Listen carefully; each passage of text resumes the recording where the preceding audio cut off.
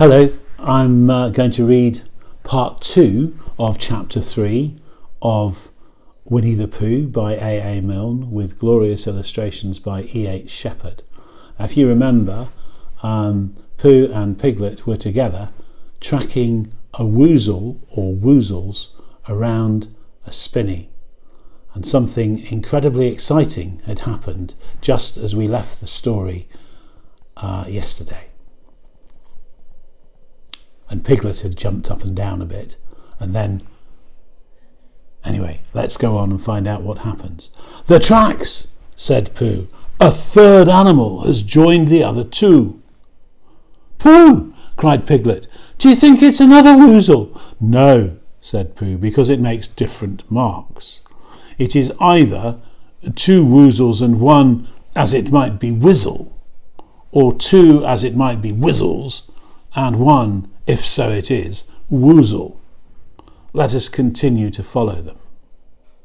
So they went on, feeling just a little anxious now in case the three animals in front of them were of hostile intent.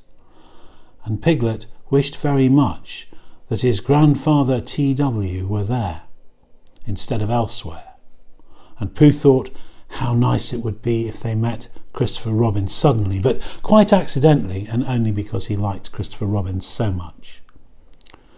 And then, all of a sudden, Winnie the Pooh stopped again and licked the tip of his nose in a cooling manner, for he was feeling more hot and anxious than ever in his life before.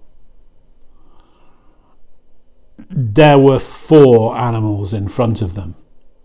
"Do you see, Piglet? Look at their tracks. 3, as it were, woozles, and 1, as it were, whizzle. Another woozle has joined them." And so it seemed to be.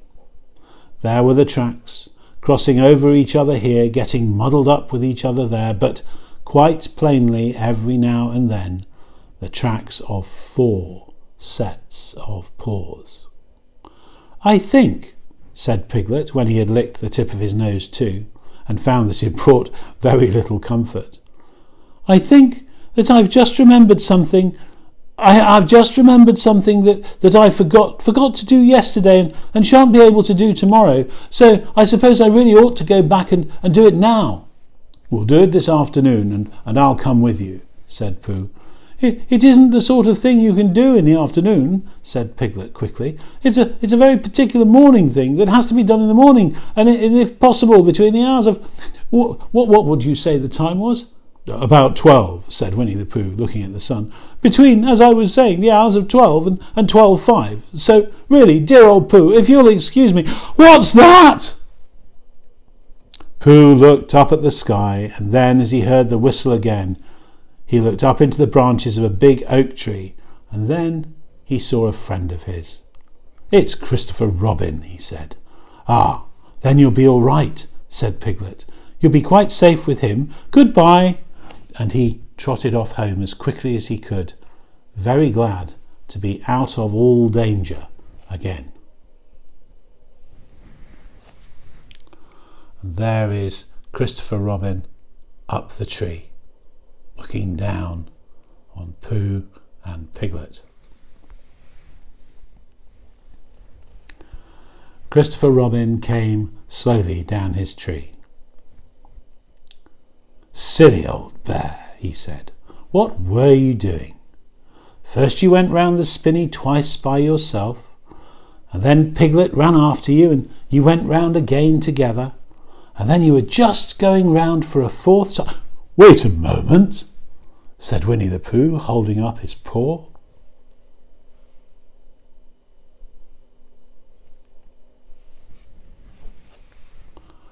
There's Winnie the Pooh looking up, and Piglet disappearing swiftly to be out of all possible danger. He sat down and thought in the most thoughtful way he could think. Then he fitted his paw into one of the tracks.